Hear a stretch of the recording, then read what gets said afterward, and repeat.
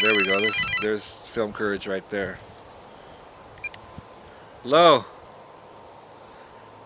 Yeah. Hey, how's it going? I'm good. Oh yeah, I'm totally pumped and ready for this. Oh yeah, I just had carrot and orange. Yeah, it was the bear ceremony. Oh my God, it was phenomenal, man. It was so powerful. I've been going to this ceremony for 25 years, and it was the most powerful one I've ever been to. It's in Yosemite Valley, and it's the Yosemite Indians, and we all eat together, except I didn't eat because I'm fasting, so we went and juiced. But after we eat, then everyone goes into the Yosemite Indian roundhouse, and it's late at night, and there's a fire in there, and there were several hundred people, and then we all sing, and then these guys come in a bear skin, and they dance around the fire, and it's just real ancient and sacred, and then they had my daughter sing, and they had her walk around with the bear skin. It was just really powerful and sacred, and it's such a beautiful ceremony. Yeah, yeah, and and it's in Yosemite, and so many people come there, and so few people get to see this. It's such a privilege to go do this. Welcome to the Bear Vortex. Yeah, right. Yeah. People who hang out with me, they start noticing stuff like that all the time. It's like there's just all this magical stuff that happens around me.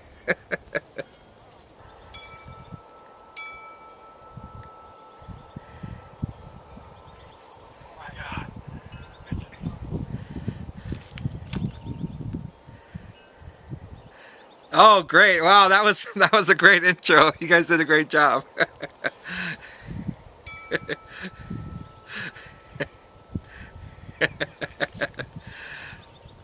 Oh no, it was great. Yeah, good morning.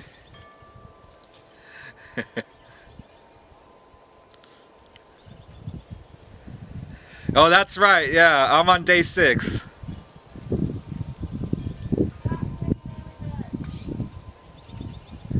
Oh, I feel really energized. I'm surprised that I'm not hungry. It's brought a lot of clarity to me, and I don't know. I haven't watched the scale, but my daughter said I looked thinner, so we'll see, I guess. But yeah, I feel real energized, and it's really neat. And I'm being guided through a fellow YouTuber with it, and she's lost 50 pounds, doing it. So it's a fascinating thing and powerful. No. Yeah, it's all inclusive in my life. It's mind-boggling. Yeah, it's always offers and people contacting me on the phone. It's a non-stop stream of humanity's consciousness flowing into me. No, I don't watch it very often at all. I watch it when people come over. I watch it like when I do a TV appearance or something like that. Yeah, it's not something that I watch very often because it evokes a very powerful response in me. If you spend millions of dollars, you can do it. I mean, they did it with Jennifer Aniston, and I did this shoot with her, and they had it was over 100 people there, and it was a high budget thing, and they called it Jennifer Aniston sex tape. And since it was Jennifer Aniston and they had all these viral video stars on it, they got 10 million views. So yeah, if you spend millions of dollars on a production, yeah, you can do it. But I did it for free. So you can't intend it. I think you can't want it. I think if you want it, then it can't happen. I think that if you all I was doing was serving my fellow man. I was witnessing something that was pure and natural and being open and honest. You can't want it. If you want it, it can't come. You have to do it as part of service. So I don't think that it can happen that way, you know. It's because, and I don't think there's a formula for it. So it's tough. It's tough to say that. And I think people are trying to chase it down, and maybe there someday it will come that someone can figure out the formula, but I don't know that that's possible. I drove by Hollywood Boulevard and saw Jimmy's line and said, "Ooh, there's some power there," and went and signed up for tickets and said, you know, and went in his audience and made my presence known. And I was just like following what was in front of me, and like didn't have any of this intended. I was just doing what was in front of me. That was 2 years before. Yeah, that was 2008, and I didn't shoot Double Rainbow to 2010. So, and you know, when I went on Jimmy Kimmel, he was like, "Oh yeah, I guess maybe Spirit is guiding you," because like this was all like predestined, because you know that's how they found my video, because I shot that, I caught that on my DVR and I put that on my YouTube channel, and they saw that clip and they said, "Oh, let's see what else he's got on his YouTube channel," and they saw the Double Rainbow video. So it's not like I shot the Double Rainbow video and I went on Jimmy Kimmel and made it all happen. No, it was all that I went in on his show first and you know, made that video of me on his show. So it wasn't like I was trying to promote the Double Rainbow video. I'd be doing the same thing I'm doing now, except not talking to you. I'd be working my farm. Yeah.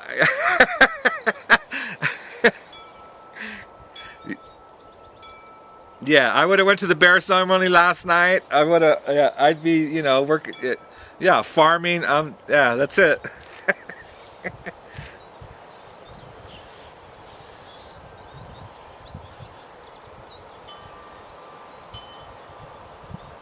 I'd say over 300 interviews all over the world. Yeah.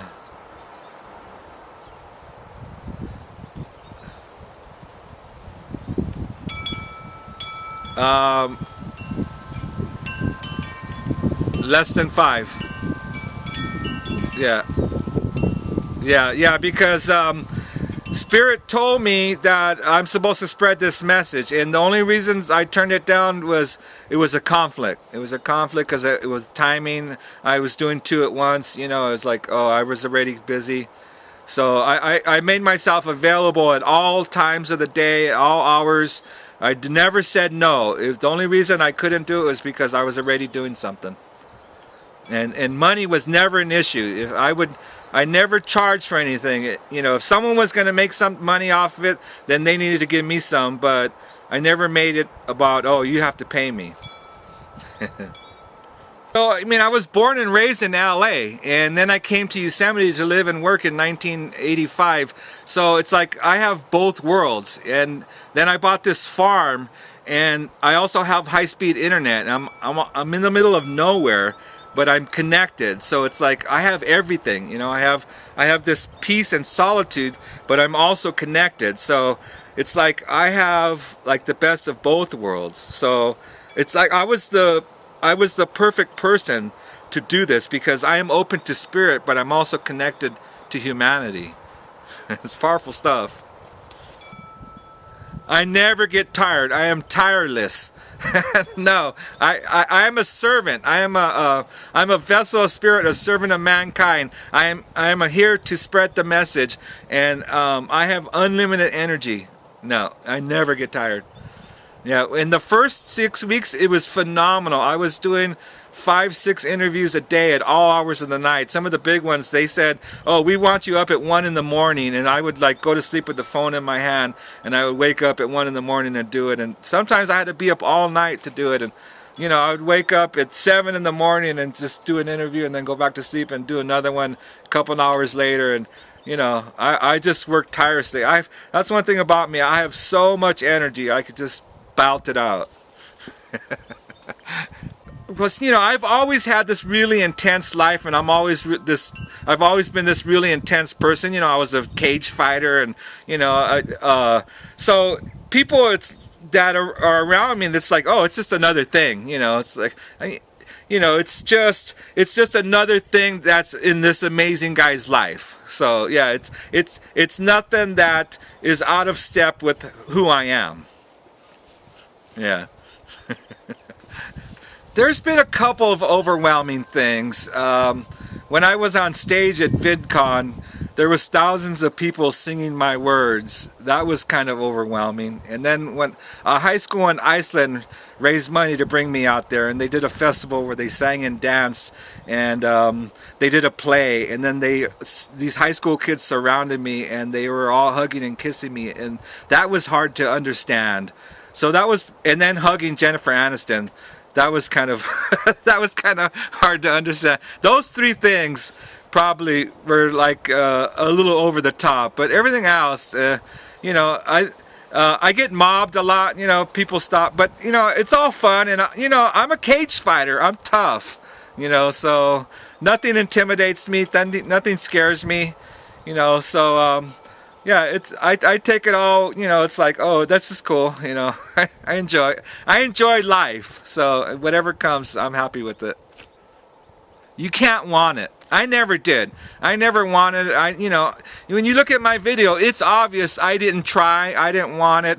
It's, you know, it's not set up. You don't even see me in that video. You know, it's a reaction, and I'm just open and pure and honest and brave to put it on there. So that's the thing. You have to let go. You can't want. You have to let go of wanting, and you have to just love and appreciate. And that's what I'm doing in that video. I'm just appreciating and I'm loving something that's beautiful in my front yard. That's true. I was doing videos from the 80s, and I couldn't wait to get on YouTube. You know, I was shooting video when the video cameras first came out, and I had an editing VCR, and I was mixing videos and mixing sound and all that. And as soon as YouTube came out, I was like, oh, this is me, you know. And so the YouTube was made for me. Yeah, it's true. I have a story to tell. Oh, it's an interesting story. I mean, I was raised in LA. I lived in LA till I was 22, and then I moved to Yosemite in 1985 to live and work in the park. And I bought this land in 1988 and turned it into organic farm. And I worked in Yosemite from 85 to 94, and I drove long haul truck from 94 to 2004. And in 2004, I was 465 pounds, and I was going to die of obesity. So I realized that I had to stop driving trucks. So I sold my truck, and I bought photography equipment, I bought computers, and I bought dogs. And I was like, okay, I'm just gonna breed dogs, I'm gonna, you know, grow vegetables and fruit, and I'm gonna do photography and video and try and make a living that way, and I'm gonna try and lose weight. And then I thought, well, if I'm gonna lose weight, I'm gonna have to fight for my life. I'm gonna fight for real. I'm gonna get into cage fighting. And I mean, it's all a really interesting story, and you know, and then I'm gonna document it all. And so I didn't make very much money from, you know, when I stopped driving truck, but my place was all paid for. So yeah, from 2004 till like when I went viral, I lived on $6,000 a year or less, just from selling my dogs and from my photography business. So yeah, I was really poor for a long time, but it's all a real interesting story, and it's all in my videos.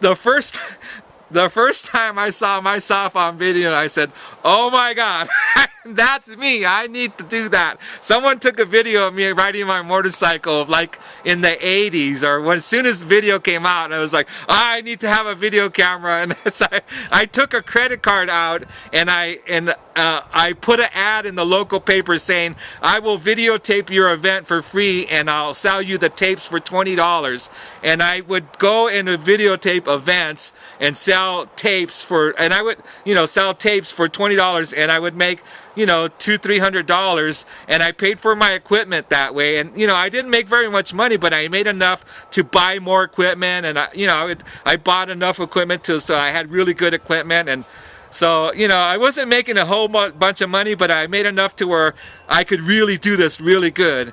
And so it got me into it. You know, I was like, I was just drawn to this medium.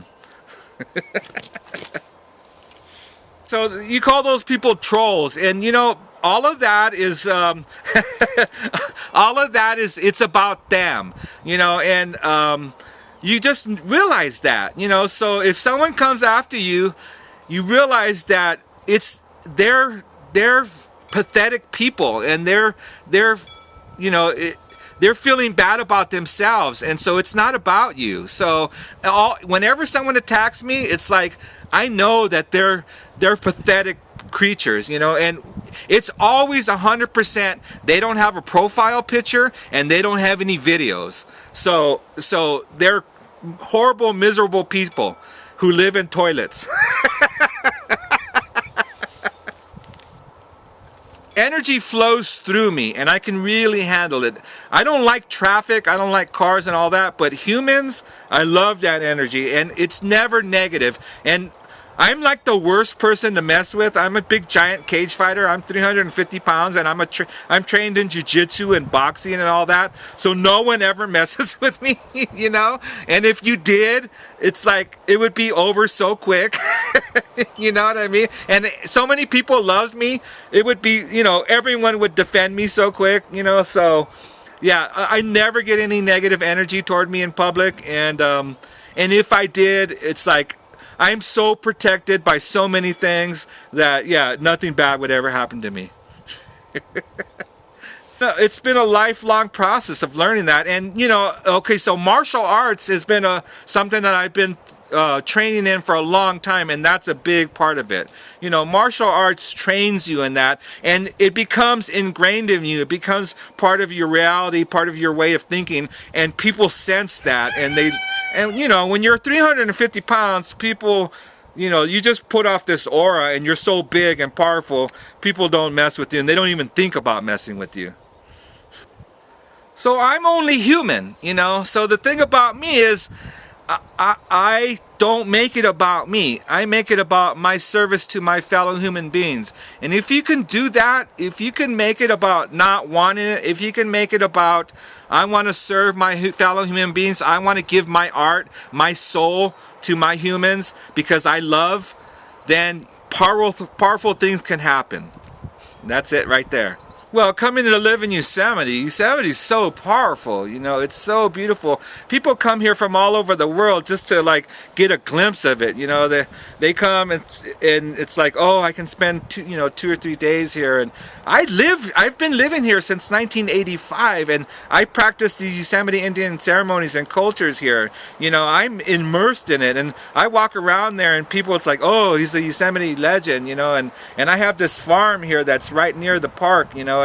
That's a big part of it, you know, that coming and living near this, it's the center of the universe, you know, that has been a big part of it. And then having this farm, not, you know, out in the middle of nature, that's a big part of it too, you know. People send me videos of rainbows, and they're always with buildings or telephone wires, or they're in traffic. You don't see any rainbow videos with just nature like mine. So being in nature like that, that's huge. So even if you live in the city, if you can get out in nature, that, you know, that's a big part of it. So yeah, being in nature, that helps. Well, they are my friends, and they come and visit me. Yeah, I mean, I spend time with them. I go visit them, they come and visit me. They're my friends. We talk, yeah. That's another thing that I wanted to talk about, is how the YouTube and the internet are expanding humanity's consciousness, and it's changing who we are as humans. We are evolving into this creature that we're like more united now. And so it's not just, oh, the internet is this thing. Now it's we're united on the internet, and YouTube is our memory, and Facebook is like how we talk. So yeah, it's not, I don't have these boundaries. Yeah, you have to get my permission to come up here and visit my house. But yeah, if you do, countless people have come and visited me, and I go visit them, and you know, I meet a lot of them. You know, they come and stay with me. I have one here now. Yeah, right. Yeah. The stuff about food is really important. You know, like fast food is dangerous. Sugar is dangerous. We need to get back to like organic farms and organic ways of eating. Or energy, we need to get off of foreign oil. We need to get onto alternative energy, because it's gonna happen, and the sooner that we figure it out, the sooner we get onto solar and wind and all those others, the better, because if we wait too long, it's going to be really bad, because people are going to suffer. So if we figure it out now and say, uh-oh, we need to start this now, then less people are going to suffer. So those are two of the biggest ones: energy and food. And then if we can get on energy now, then we'll be rich. I talk about this in this Bear for President video. You know, we can be rich again if we start spending the money on alternative energy, on the infrastructure that we need to transmit the solar and the wind. If we do that here now, then it stops polluting ourselves with foreign oil, and you know, put Americans back to work building that infrastructure. We'll have money for healthcare. We'll have money to reform the prison systems. So, you know, I mean, those two things are the biggest ones: food and energy. Well, I have to say I was like always a really spiritual person. I started dragging my mother to church when I was a little kid, and I was always exploring different religions. I went through a lot of different religions. I was always seeking spirituality. And then when I came to Yosemite, it's like I started to get into the ceremonies and culture. So it's been a long, slow progression. And so, you know, it's just been something who I am, and it just keeps continuing and progressing.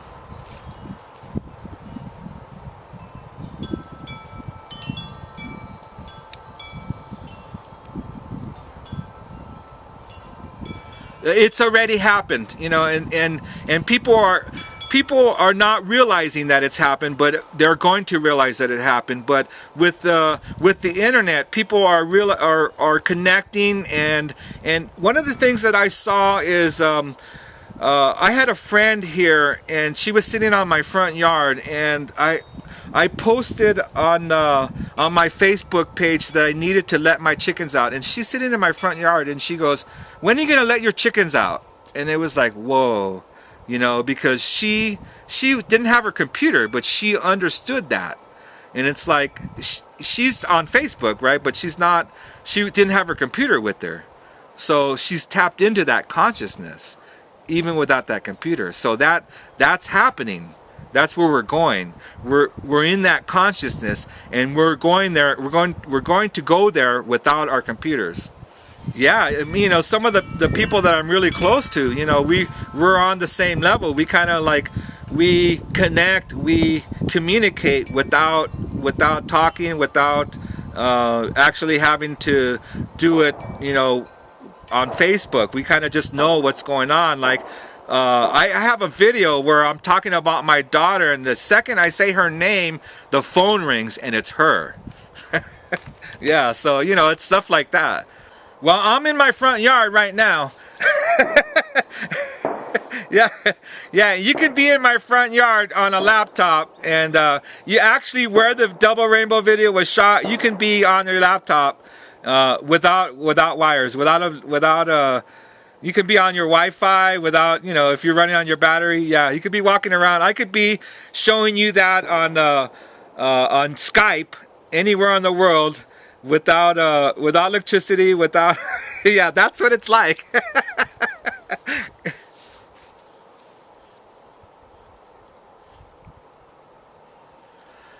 Yeah, it can be that, and then I also have to go and come and take care of my animals. I have chickens and dogs, and then I have all kinds of plants, so it's mixed. And then, you know, I ride my motorcycle, and I gotta go to town, and so it's both. But yeah, I am on hours and hours every day. I have so much coming into me, I have to take care of that. But so it's both. Yeah.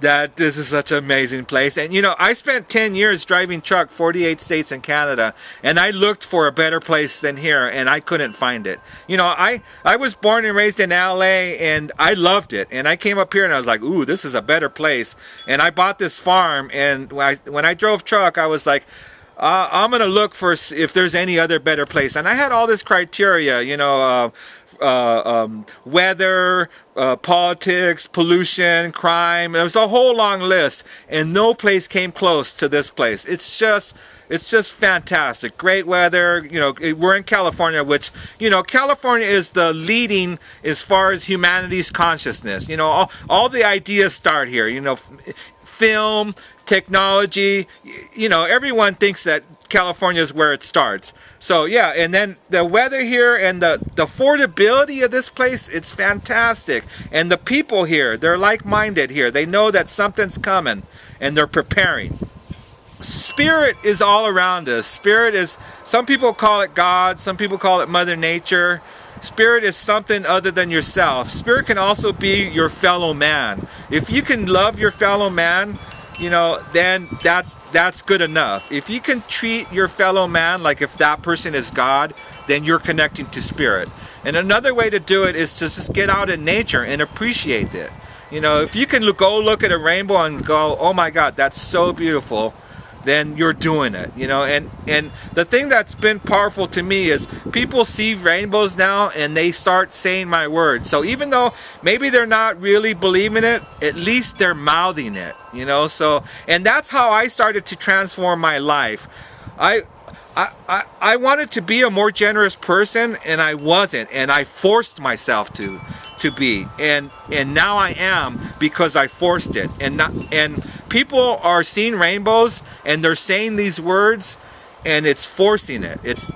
They're doing it. So if people can start to do it, then they're going down that path. How I forced myself to be generous is I started giving stuff away. You know, I mean, it's like. My nature, I grew up in East LA, you know, and it was a violent place, and my nature was to, I wanted to get over on everyone, and no one was going to be able to get over on me, and I was like, I didn't like who I was, so I'm going to just give. I'm going to give I'm going to give the shirt off my back if someone needs it, you know, and it didn't feel good. It hurt, but I was like, I want to change who I am. And so, you know, if you're heavy, if you're obese, it doesn't feel good to walk. But if you force yourself, you'll become not heavy. So you have to force the things that you don't want to do. If you're sad, if you're depressed, and you laugh and you force yourself to laugh, you'll become not depressed. And you know, it doesn't seem like that's possible, that's true, but it is. If you're sad, if you're depressed, and you laugh hard, even if it's fake, you will change. It's because I do not want. I accept and I appreciate, and I'm a gentleman, you know, and I don't want sex from these women. I just love. You know, I don't hit on them, you know, and I have a good set of references, you know, and it's beautiful here, you know, and I'm a magic man, and when you have all these things, people are drawn to you, and all these, you know, women were coming here before I got famous, you know, so it's not because I'm famous. Yeah, and you know, you have to be a gentleman. That's the biggest part. And when it first started, I would tell the women who are coming here that I will treat you like I would want any man to treat my daughter, and that protects my daughter. That brings karma on my daughter, and you know, and so if I'm going to treat you like I would want some other man to treat my daughter, of course I'm going to treat them kindly and with respect. And then my daughter travels all over the world. She's going to be protected because then some other man's going to treat her like I treat this young woman. I just do whatever's in front of me. If someone, if someone offers me something, then, I accept, and then I just plan that. So, I'm going to Ralph in Boston next month, and then I'm going to VidCon in July, and so those are things that I'm really looking forward to. I went to VidCon last year, and that was so phenomenal, and this year they're giving me a room, so I'm really excited about that. And one of my favorite videos is me on stage at VidCon last year. I recommend everyone go see that, because that is so powerful. So yeah, those are the two things, but other than that, it's just my farm and living my life, and how. So one of the things that I'm planning on is working with my daughter. She's trying to figure out some way that we can bring the ceremonies back to the displaced peoples from the national parks, from the indigenous peoples from the national parks. So we're working on that. She's got her degree from UC Santa Cruz in environmental studies and economics, and she's pursuing a career in the National Park Service. So we're trying to see if we can figure out some way that she can go to the different parks within the country and bring back the ceremonies that we have here in Yosemite to the other parks around the country. So that's something we're working on. Mm-hmm. Oh, my pleasure. You guys should come and visit. Yeah, come on the train. It'll work out. Oh, thank you guys. It was awesome. Nice talking to you guys.